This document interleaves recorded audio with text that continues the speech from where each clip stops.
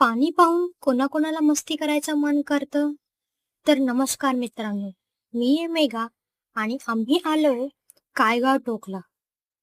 महादेवाचे अत्यंत जुने मंदिर. मंदिराजवळ पोचल्यावरच मला एक वेगळीच एनर्जी फील झाली. तुम्हाला झाली आहे का अशी एनर्जी कधी फील कुठल्या मंदिरात गेल्यावर? तर कमेंट करून नक्की सांगा मला. आणि कुठे झाली आहे ते पण सांगा. तर जसं मी मंदिरात गेले, लाइट उस रोशनी का नाम है जो हम सबके अंधेरों से बड़ी है।